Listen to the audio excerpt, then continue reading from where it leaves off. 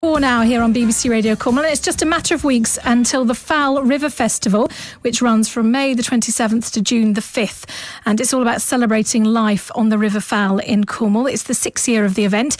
Here to tell us more, we have three guests this afternoon. Toby Budd from the River Festival. We've got Duncan Ayres from the Greenbank Hotel and Dave Nichol from the RNLI. So good afternoon to all of you. Afternoon. Thank you for coming in. If we start with you, Toby, it's the 6th year of the event, and I seem to remember when it started. It's just really got bigger, hasn't it, over those years? It has grown immensely. The festival was started in 2006.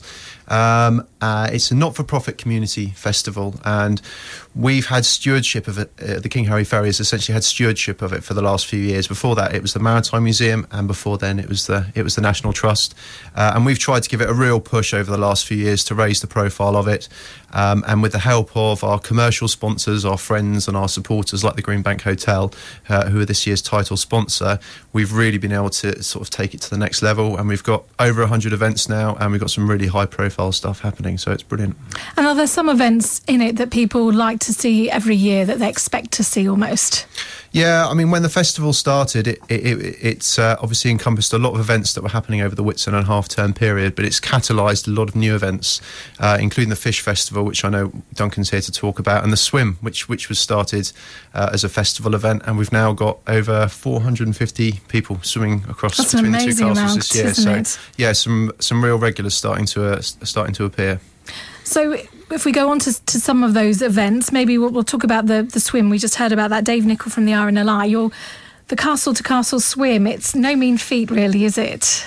No, it's quite a challenge, and because it's going from one side of the river to the other, it's viewed by a lot of competitors as a real unique event. And in fact, we close the entries 2 months before the actual day, which is amazing to get 450 people that quickly. Because I remember we've had people that work here at BBC Radio Cornwall involved with that, and it's all about, it's not you can't swim in a straight line, can you, because the current drags you around and everything, but a great atmosphere. It's an unbelievable atmosphere, and I'm glad to say Lawrence has agreed to come and help with the start again. I thought you were going to say Lawrence was swimming it, so yes. Well, I did suggest that to him, but he declined for some reason. Health and safety, probably. So he'll be starting that, and also you're involved with the run as well. So it's kind of looking at all aspects of life around Falmouth, isn't it?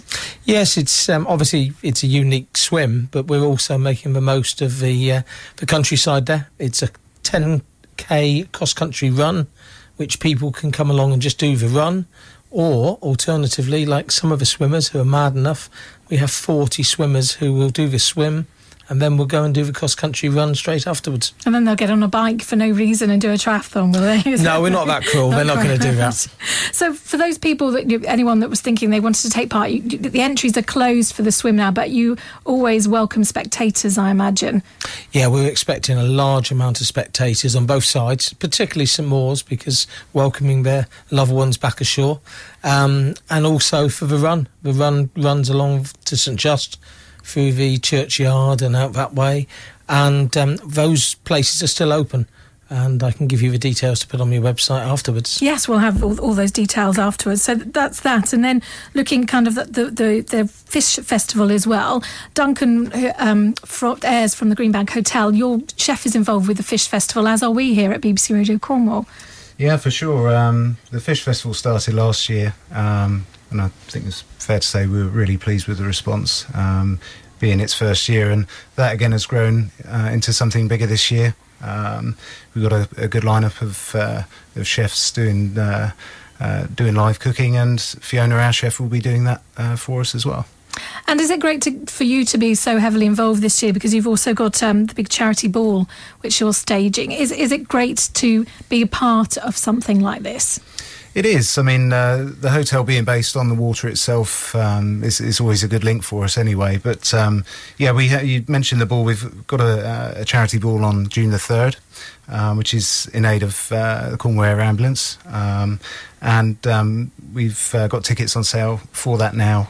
Tickets are at £30, and £10 per ticket is going towards the Air Ambulance. We've got live entertainment, 4-course meal, and we've got a great evening lined up, so it'll be well worth coming. And as you say, of course, the hotel overlooking the water, it's in a perfect position, really, isn't it? Yeah, we've almost got no excuse. No, exactly. And Toby, it just seems it's hard in a way to keep track of everything that's going on during the festival, isn't it? It is, yeah. I mean, it has turned into a bit of a monster. We produce, we put a lot of effort into producing our festival programme every year. It was in all editions of the Falmouth and Truro West Briton this morning, and it's available throughout the area. It lists all of the events, and we've also got a website which details all of the events. And now with the popularity of Facebook, we put everything up on our Facebook page as well. So if you just Google Fowl River Festival, you'll get taken straight to all the information. Yeah. And does it seem hard to believe that actually it's not that long to go now? You've probably been planning it for so long. We're definitely in the final stages now. Emma, who's the festival coordinator, is getting pretty stressed. But yeah, I think it's going to be a really good festival this year. We've been very fortunate with the weather for the last few years, so we're really hoping that we get some nice weather for the main events this year. And we're hoping for a really good event. So we're looking at we've looked at the Fish Festival with the run. There's Jazz on the Quay. There's also film on the Fowl as well. What's that about? You're having a cinema, are you? We have, yeah. We've got we've got 2 screenings that we're doing as part of the outdoor screening season with Event Cornwall this year.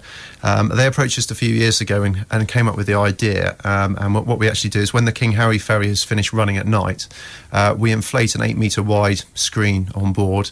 And we've got The Abyss and Master and Commander as the 2 films. So nautical themed films. Nautical themes, yeah. We've had Jaws and in Titanic before. The ferry goes out into the middle of the river, shuts down, and the film's shown, and it's a really special experience. And then you get people watching from the river banks then, do you? No, everyone's on board the ferry. We'll have 160 people actually on board the ferry. That's a bit spooky. With their sleeping bags and their picnics. I'm not sure I like the idea of the Abyss, watching that when you're out in the river. You never know what could jump out at you, really. And as well as that, you've got the Miracle Theatre performing at Trellissick Gardens around that time as well, aren't they? Yeah, they've got a fantastic show this year, and we've got the Miracle Showboat experience, which is where we bring people up from Falmouth. We've got actors on board the boat, and it makes it into a really special experience because you arrive in the river at Trellissick, and then you can walk up into the gardens where the show's being performed. So just masses. It's one of those things you have to say it's something for everyone, nearly, isn't there? There is, yeah. Literally from the kids' activities at the Maritime Museum to the films, the sporting events. We've got live music on Event Square, which is the opening ceremony on Friday the 27th, Falmouth Soul Sensations. It's completely free. Anyone can turn up. We get over 1,000 people to that. It really has grown into a bit of a monster. And Duncan, are you looking forward to sort of being part of this event that's coming up now? Yeah, definitely. It's always a good one to be involved in. History shows it's very well run, and again, hopeful for the weather and everybody involved that it's good again, and I've no doubt it'll be another massive success. Sure it is. And Dave, what about you? Are you looking forward to the swim and the run? Are you taking part in either, or are you just behind the scenes? No, behind the scenes, I'm afraid. Yes, no, we're really looking forward to it, and just ask people to support the swimmers because they're all out there trying to raise money for us with their sponsorship forms, including Toby. So please come along and sponsor Toby. Then, I am, yeah. Good luck with that reluctantly. one. But no, they're all out there preparing, and I say we're very keen to get some more runners along as well to take part in that. So if they'd like to go into the booklet or look at your website. I think the website's probably the best portal, isn't it? And we must mention as well, right at the end of the festival is the AZAB start of the race, the Azores and Back race. It's great. It's almost the end of the festival has such a big event as well. Yeah, and our lifeboats will be afloat at the start there as well. I thought you'd probably be involved in some way with that. Yeah, is that another great thing, Toby? Is it to finish off with something such a big event? Yeah, it's a brilliant race, the Azores and Back race, and the nice thing about it is it's a fantastic spectacle. And if people can't get out on the water, they can head down towards Pendennis Headland, which is where the start line is, and see all the yachts setting off for the Azores. So Falmouth isn't going to be busy enough anyway because it's Whitsun half-term week. I'm sure it's going to be even busier now thanks to the festival, isn't it? It is, yeah. It's going to be absolutely rammed. We can't wait. And so if you'd like to give us the website address, that's probably the best place to direct people. If people go to fowlriverfestival.co.uk, they'll be taken to the main website, and there's links there to our Facebook page as well. And thank you for coming in, all of you. And of course, because we're sort of involved with it at BBC Radio Cornwall, I'm sure we'll be mentioning it much nearer the time as well. Thank you. So that's Toby Budd, Duncan Ayres and Dave Nicholl.